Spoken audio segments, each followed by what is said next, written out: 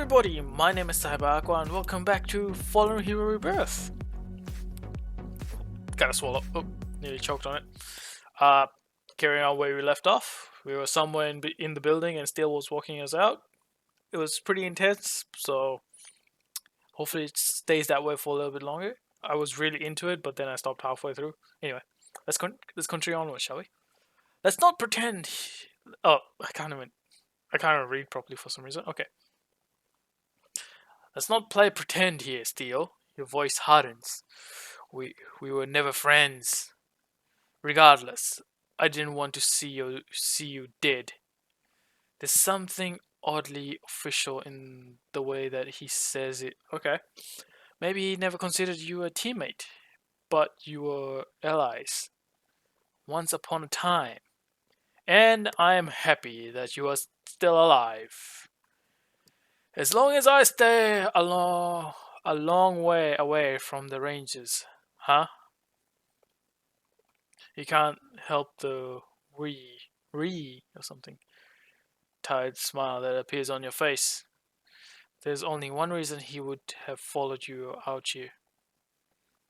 I'm glad that we understand each other.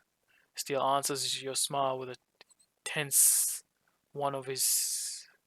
Wait, what? With a tense one of his own?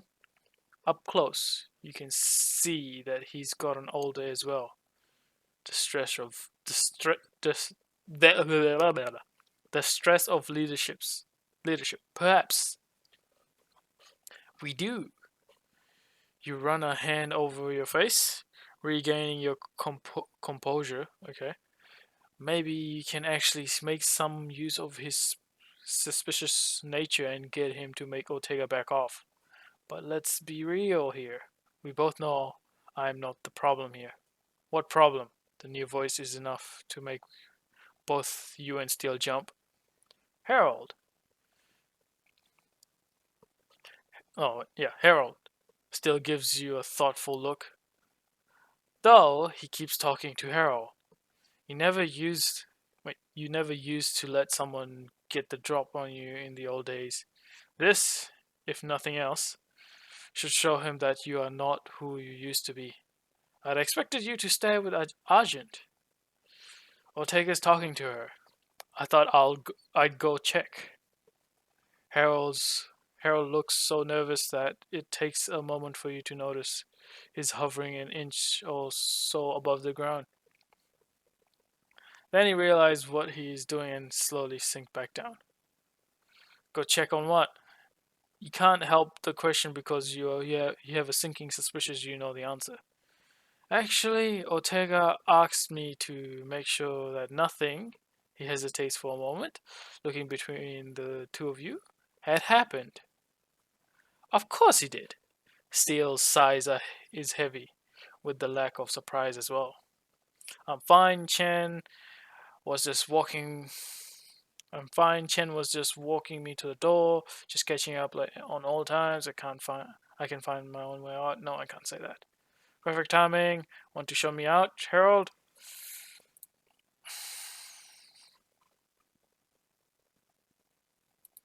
Okay. Let's go with the first option. I mean, that's the only thing I can say. I'm fine. Chen was just walking me to the door. Your smile is a peace offering your hope Steel will take. Okay, just wanted to make sure. Harold looks a little confused. It is obvious he has no idea of the tension between you and Steel, but he knows that something is going on. We were just discussing old memories. Steel straightens slightly, sharing a look with you. You can only imagine how frustrating that must be for Harold to always be the new guy and to have his face rubbed in it. Ortega worries too much. You square your own shoulders, quite aware that Harold has been looking at you strangely all afternoon. Why? Is he picking up something you are projecting? There is no way he can know that you are really the one who beat him up. Yeah. That's true, Harold says, with a relieved laugh. I'll get back then. It was really nice to meet you. Sidestep. Me name, you say reflectively. Come on. Steele turns around and starts walking down the hallway. Let's get you out of here. You follow in silence, aware that Harold's eyes boring into your back. You really can't get out of here fast enough. Into the welcoming cab. Right? Right? Okay. Achievement unlocked.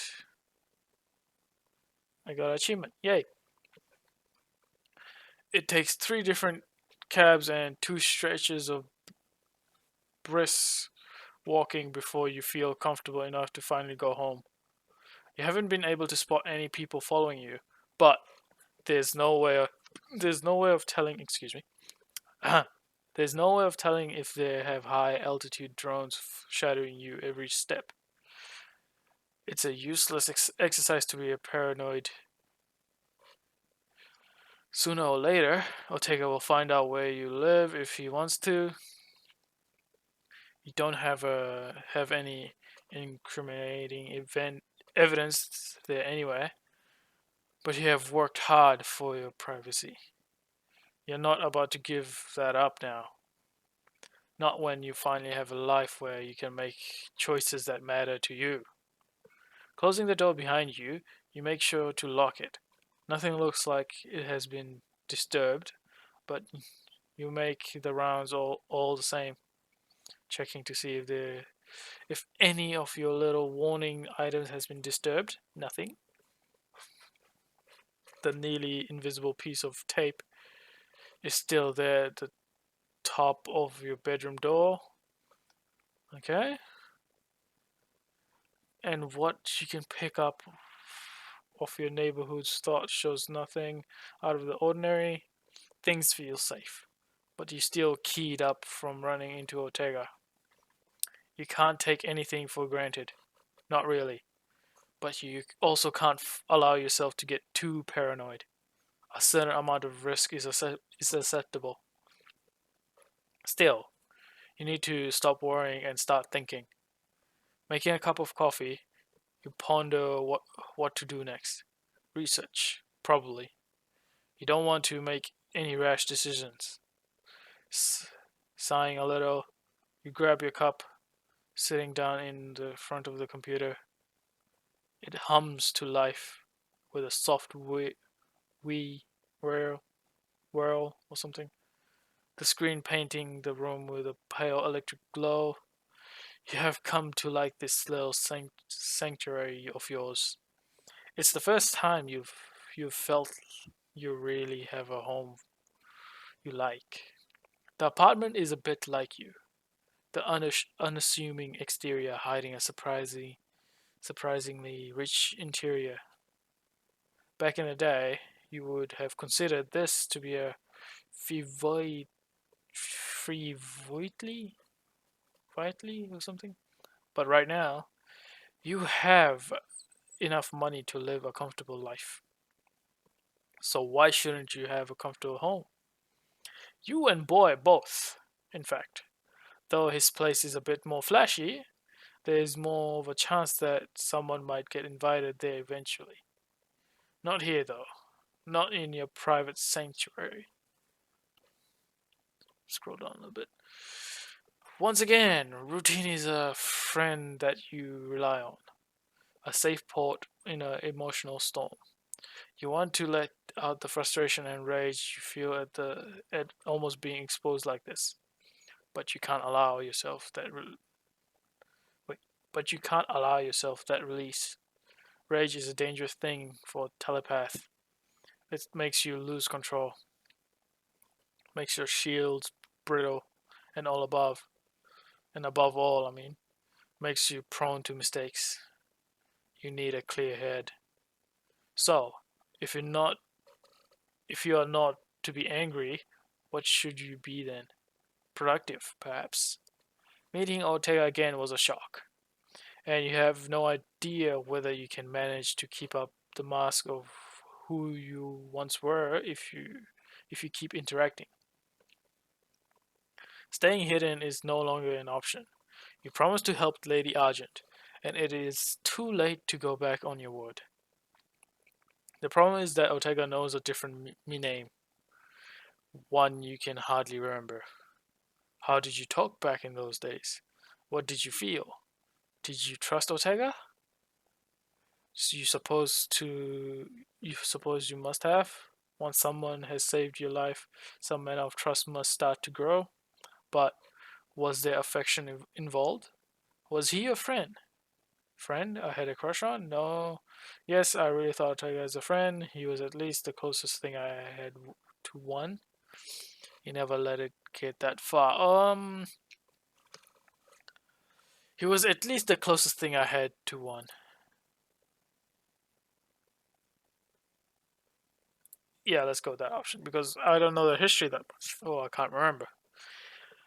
Right. Maybe he was the closest thing you had to one. You're not sure if that's a sad account of a life or not, but you rarely dared to let people close. Acquaintances, yes, but people who saw your face, who knew your name, that was a lot rarer. Ortega might have been there for you, but he never really knew you. Your friendship or sort was based on a lie. And if he found out the truth, well, you know how that would have turned out. You surf the web, thinking back, click by click. You browse through the fan sites, and a mossink of charges face stares back at you. The familiarity hits you a like a right hook, making you smile a little despite yourself. It's the grin that does it, wide with and careless even when tempered by that mustache. He can't decide whether it looks ridiculous or not, but it makes him look older, more mature, tired. If he had worn a mask, he could have he could have hidden the more obvious marks of age, but he had always been public. His father had been a high-ranking military officer before he died. Most likely the reason why Ortega had the option of becoming one of the enhanced in the first place after his accident. His mother had survived, and for a few years, you had been a welcome visitor at their house as one of Ortega's closest friends. Now you don't even know if she's still alive. For a moment, you wonder if she still lives at her old place, and what she would do if you picked up the phone and called her. But that's just another pipe dream, just like what Ortega represents. What is your game, old man? You whispered to the screen, flipping through reports of his recent careers as a member of the Rangers. Somewhere in the myriad of data points are answers, but instead you find yourself distracted by the link on the page that leads to former associates, and as a result, to you. No, you decide as you watch your own. Wait, no, you decide as you watch your own masked face as of 9 years ago stare back from the screen. This is not you anymore. This is Sidestep, your old identity. You remember the day that picture was taken. You were still out of breath and covered in debris nanosurge. After the nanosurge hit the coastline.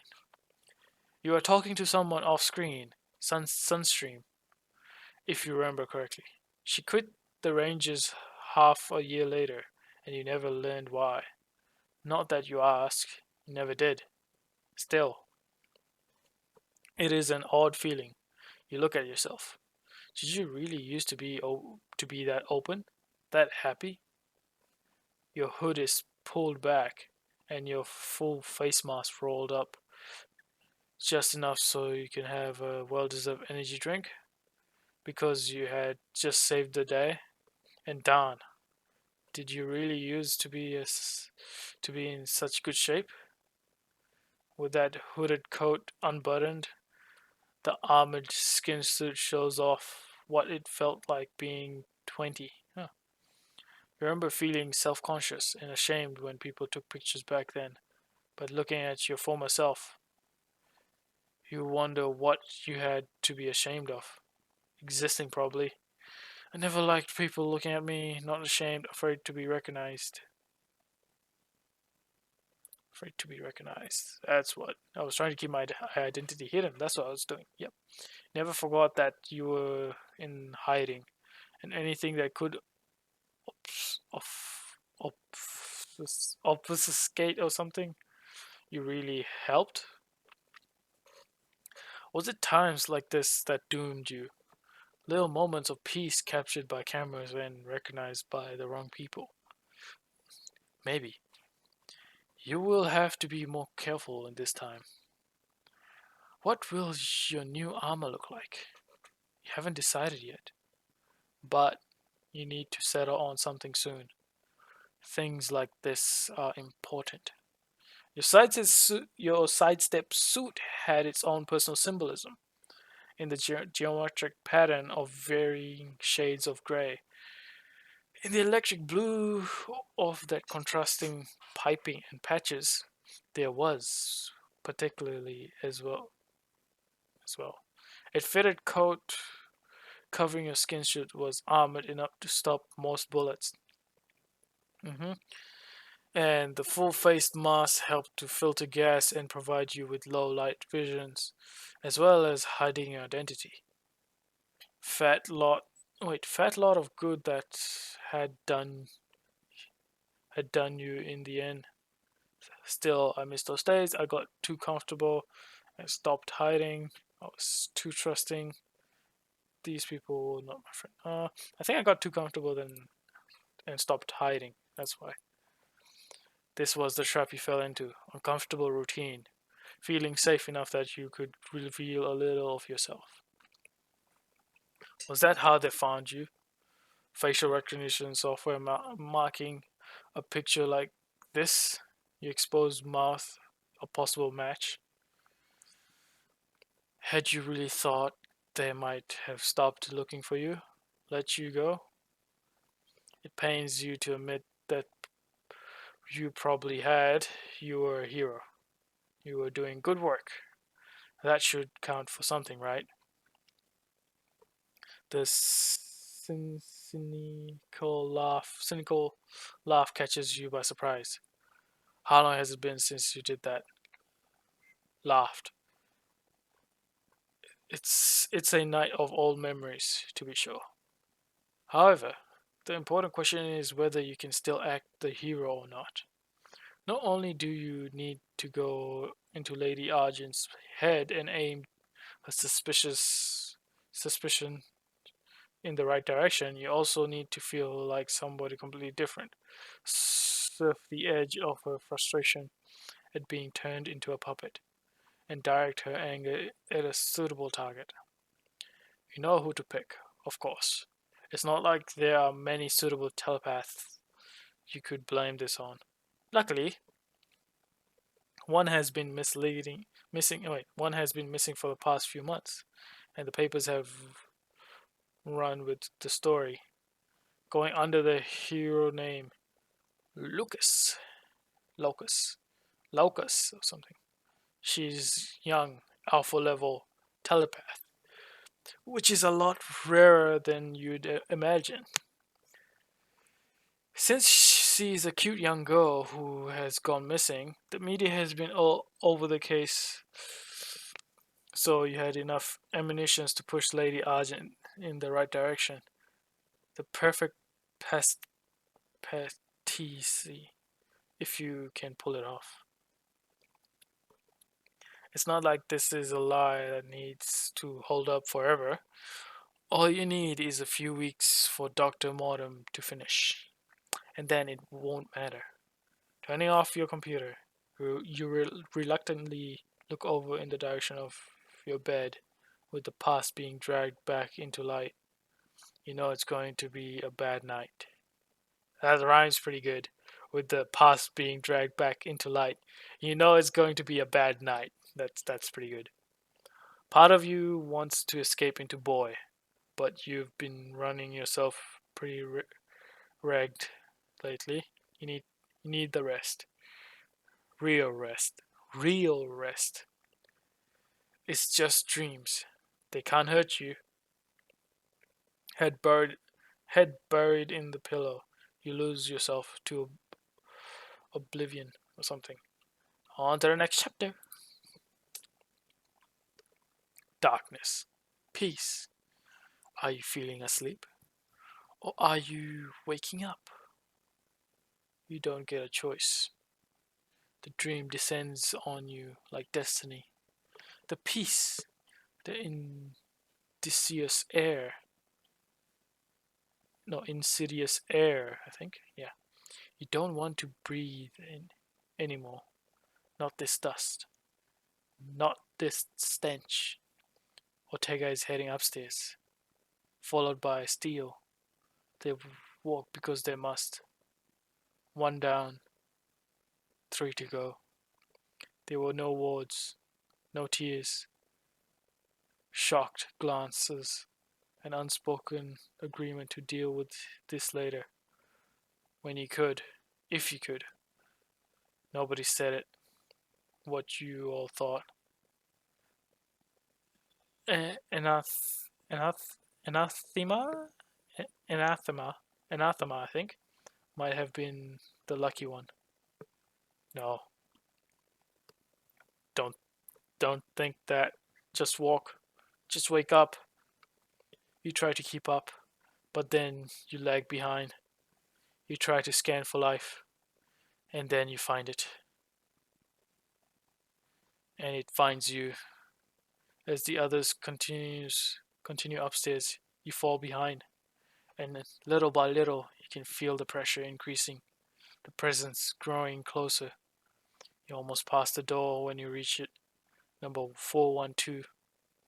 You almost manage to wake up, but you are dragged back down. I reached the I reached for the door, pushing it open. I know I must stop this. Tried to call out to Ortega, but my mouth won't make the sounds. My hand moves despite myself, turning the handle. I walk inside willingly, embracing what is to come. Okay, wait. I reach for the door, pushing it. I know I must stop this. Let's go with that, because that's just. You put your hand on the door, pushing it open with a sinking feeling in your stomach. You don't want to, but you must. Someone needs to put a stop to this. Someone needs to save the day. But why does it have to be you? It won't stop otherwise. And you can't turn your back. And you can't stop caring.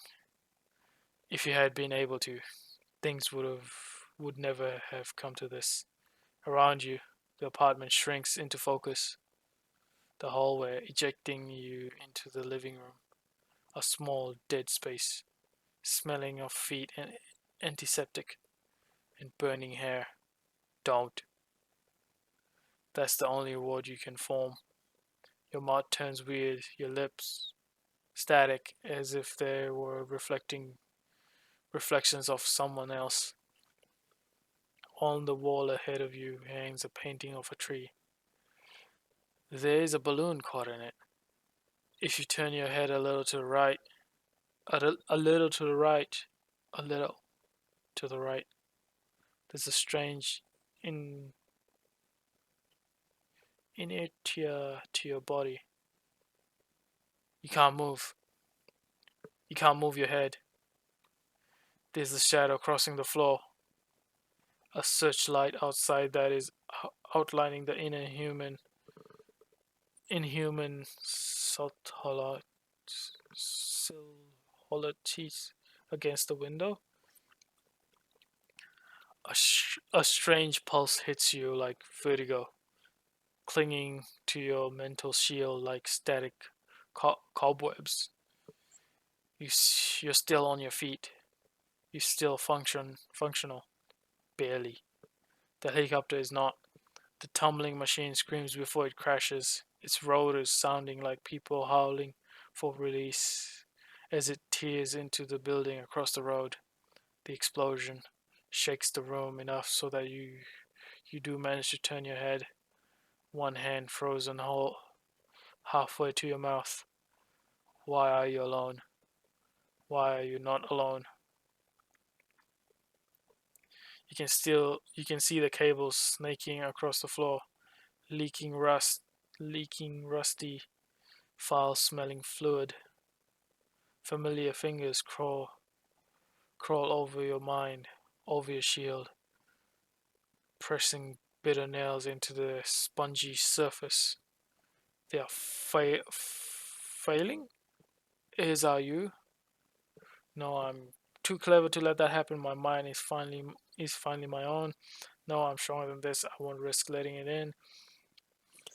Yes, I'm tired of fighting. I'm welcoming this. Yes, if I want to understand what this is, I need to embrace it. I'm clever than this, actually. Let's go with that. The first option. As if that mattered. You fought. You fought to become who you are today. You, not someone else. Not someone they wanted you to be. Your own life. Your own mind.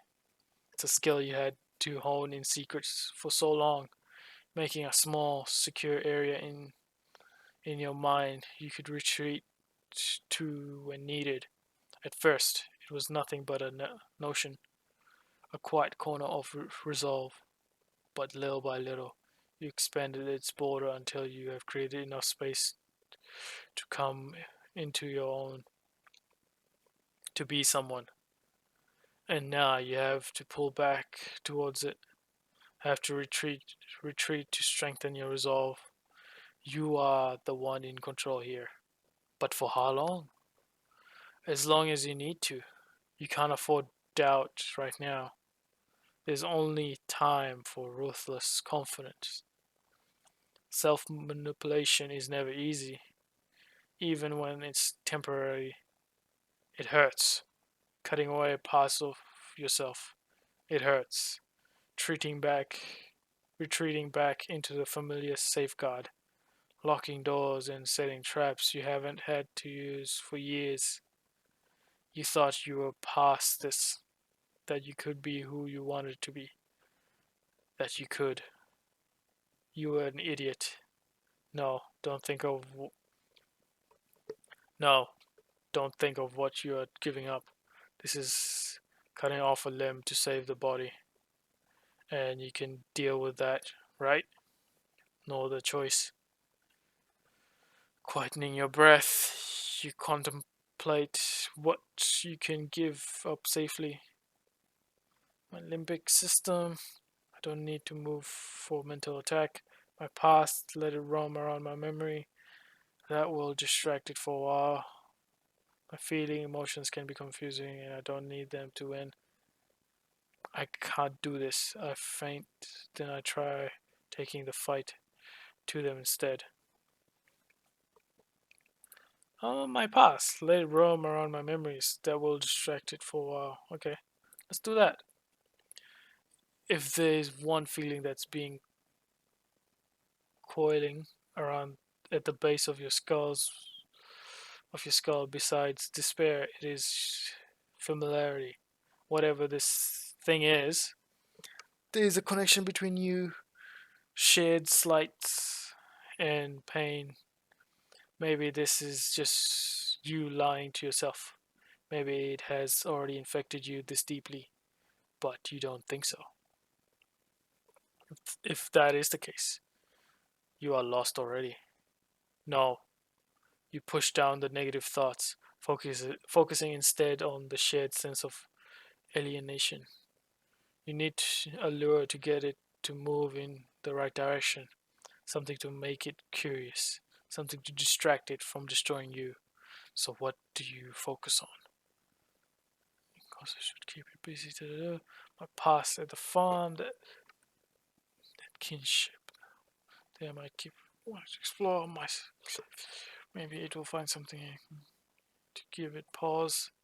My friends. Okay, that's kind of hard.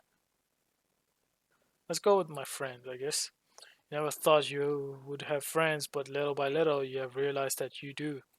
They are people you care about a lot more than you should. The sharp stab of grief over anathemias, death, or take a steady, fast comradeship, even steel, ashfall, so many others, so many smiles, so many people you actually do care about. Enough to lie to them, enough to ting the memory of your time, together with a pain that draws it in like honey. Friends. The corruption doesn't hurt, but having your fondest memory distracts. No, fondest memories disites dis- disites does. What? You don't want to have Ortega's smile analyzed or Steele's suspicious glare interpreted as hostile, hostility,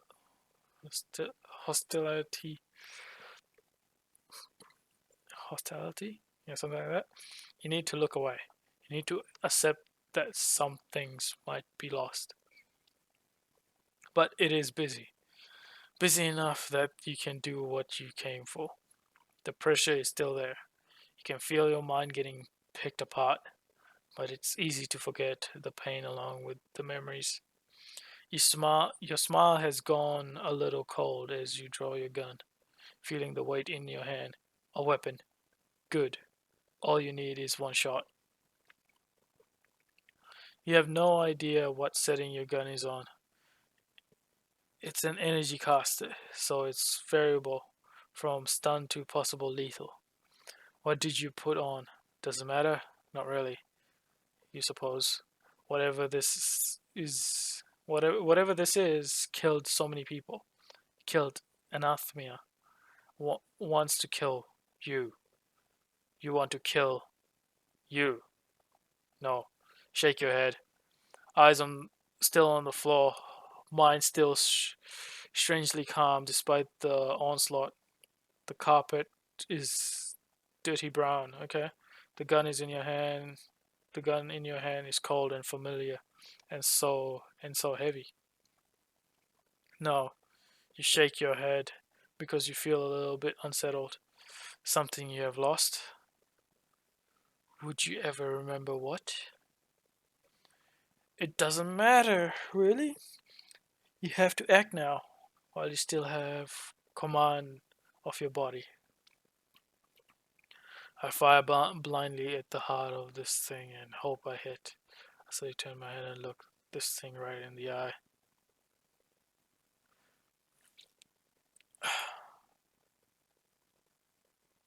Okay, I fire my gun. Achievement bullseye. Time to live up to your reputation. Not bothering to try to turn and look. You swing your arm out. Gun heavy with effort. Wait, gun heavy with effort. This is a risk. A crazy one. But you sidestep. And this is what you do for a living, right? Listening to the urgent void around you, you let your hand act like a lodestone, coldly feeling for the assaulting present, brushing against it just enough to get a clear sense of where the there.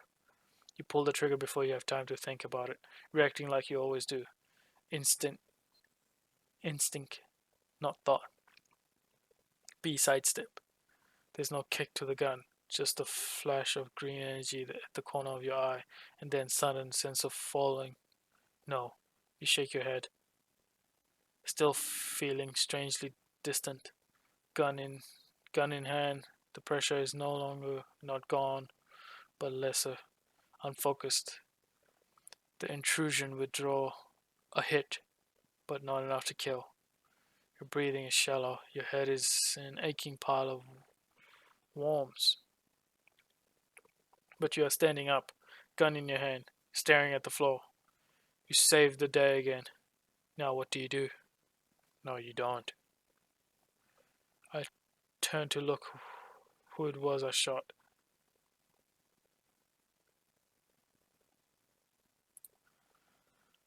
Okay, turn to look at who it was I shot. Okay, yeah, first off, your neck feels like it is cramping up. One hand still clenching the gun as you turn to see him clear for the first time. A man lies collapsed on the floor, unwrapped in dirty hospital scrubs, cables surrounding his fallen body like a halo of snakes.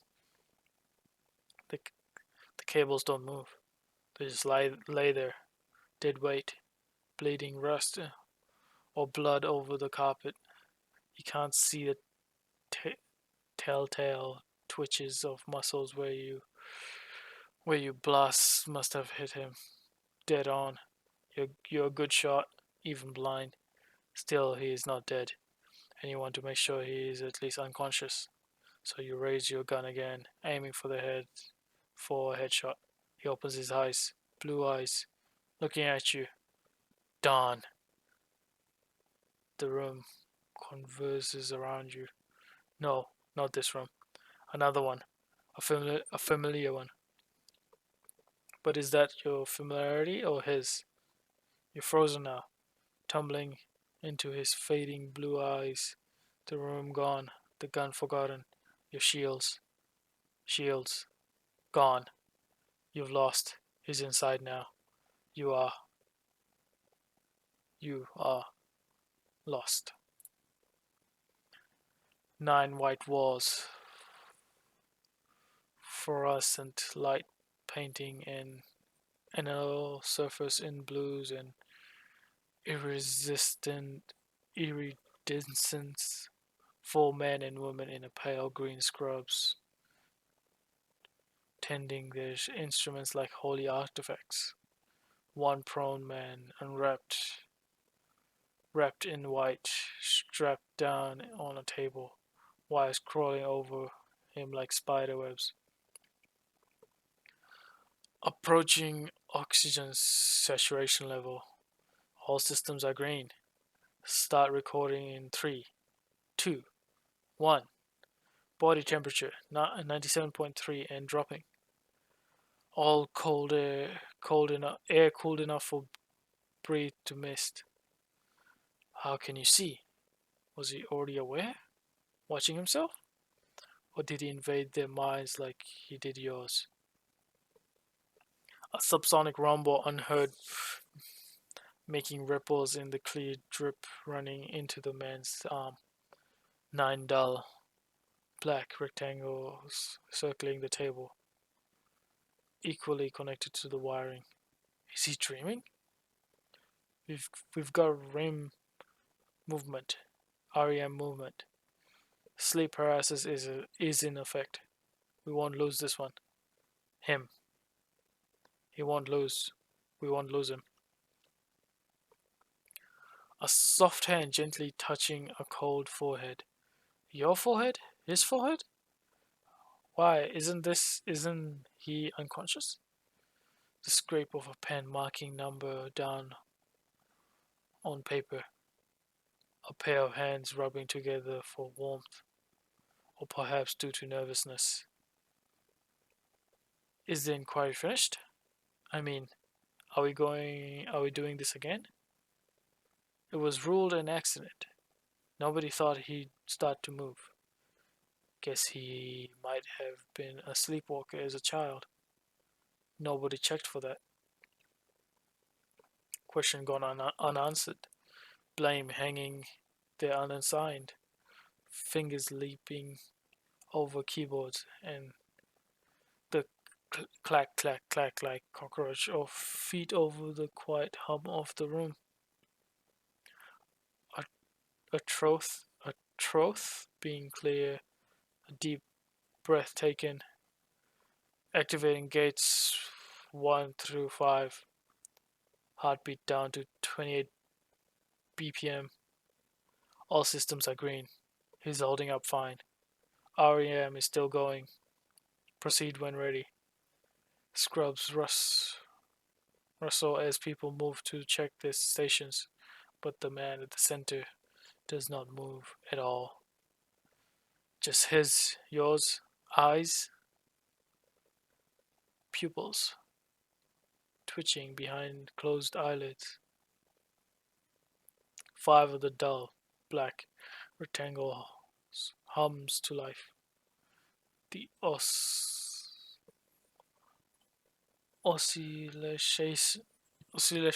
I can't even say the word, something field coming into effect. No, stop this now. This is not me. Let's go to the first restaurant. Stop right now. Not me. Not me. Remember that. Lowering the descent path by 0.57. That's steep. We've already got theta waves. We went slow last time. That didn't work, did it? No need to snap. Keep an eye on the vitals. Green lights are flickering into yellow, and on the screens, the brainwaves are slowly down their dance, checking printouts. One man crosses himself out of sight of the others, but not you. 4 dull, black rectangles are left, inert in the tensing atmosphere. Activating gates 6 through 8. Wait, got an alpha wave flicker. Damn it, lower his temperature.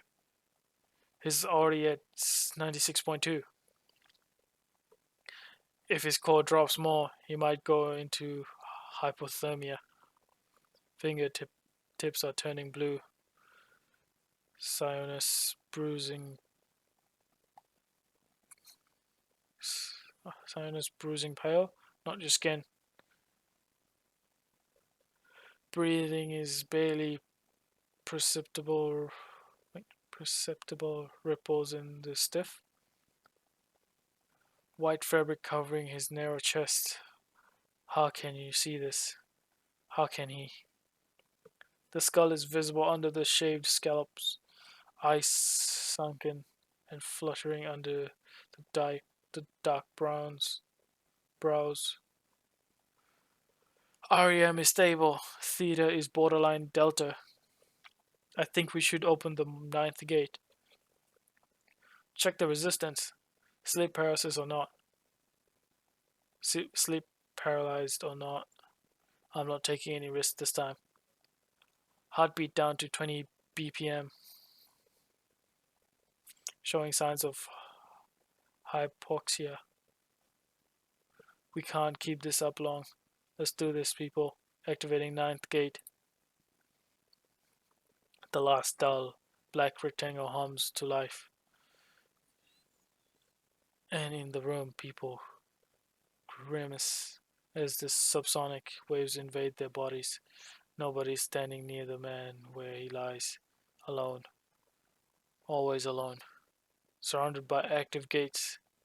Needles flicker, showing the steady drain of power as the feeling of unease intensifies. Theta feel active. Christ, I can feel it in my teeth. Still no response. Should we go deeper?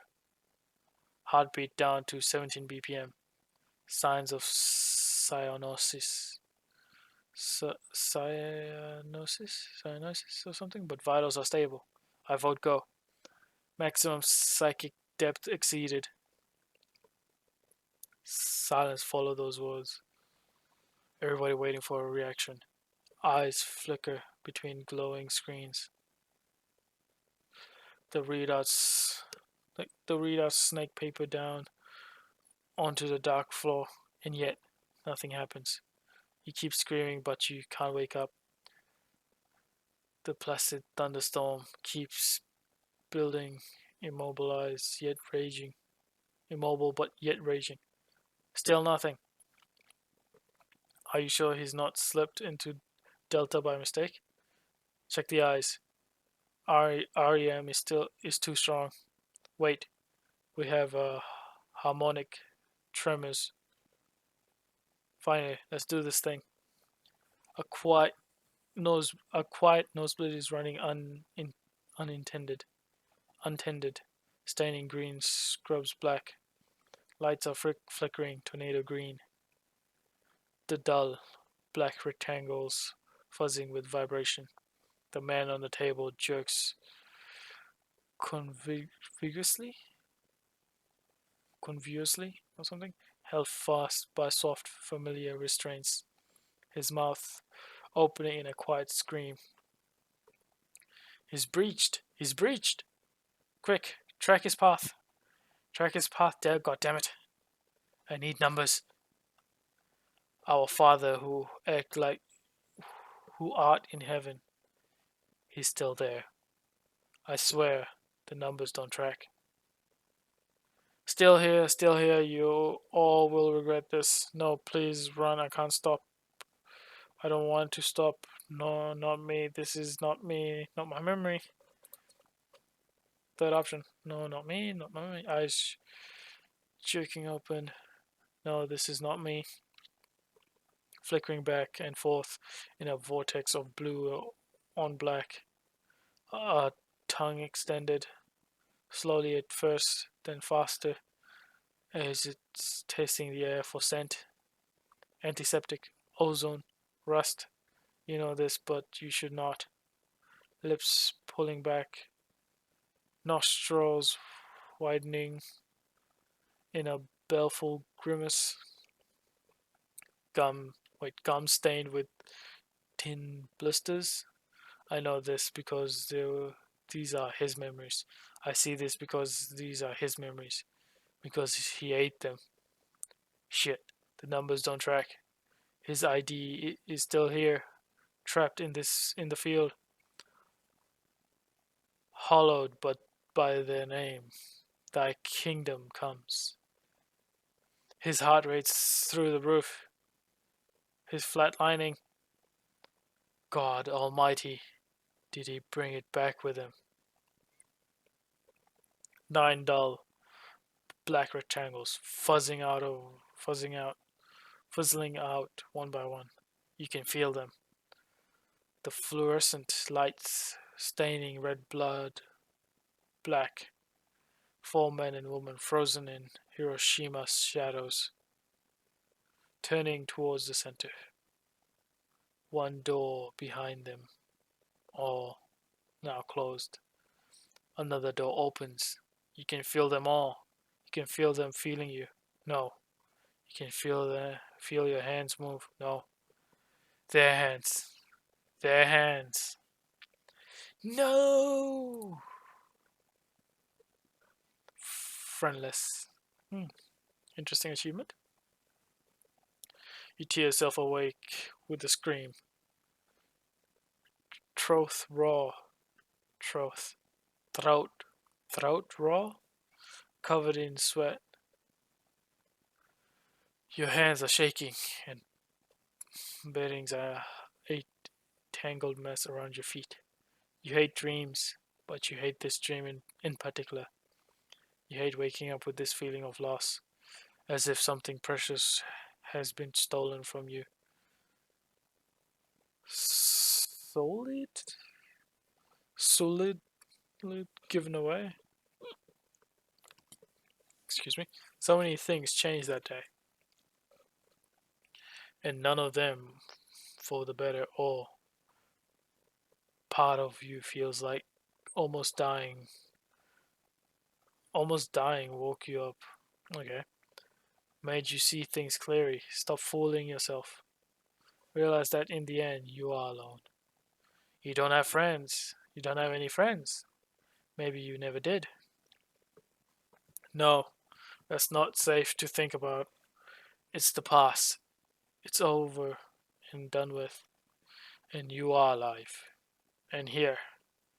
And free. To make your own decisions. That's what matters. Looking over the alarm, you see that it will be morning soon. You should get some more sleep. You know you need it. But lying there in bed, looking at the ceiling, you don't want to close your eyes. There are too many things ready to crawl back into your head. Too many ghosts ready to haunt you. So, you take the easy way out and close your eyes, not to sleep, but to let go of your body. Sliding into boys is the best option available to you. Being Anybody but myself sounds really good right now.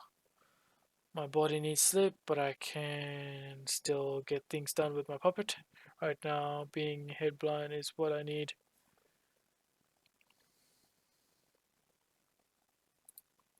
Okay, yeah, let's go with the second option. You can't afford to let your physical body get run into the ground, not when you're close to achieving your goal. That's why you have a puppet. You don't have to lay there, twisting and turning, trying to focus yourself to go back to sleep. You can just leave your body. A much faster remedy than any sleeping pill than any sleeping pill. And you can still get some work done. You close your eyes. Okay, I'm gonna stop this episode here. It's been interesting, though I've been lost control. Like, I lost myself while reading. Kind of lost some understanding in some words and things, but hey, I'll get there. Anyway, thank you so much for watching this video. I'm hoping you're enjoying it. And yeah, I'll see you guys in the next one. Bye bye.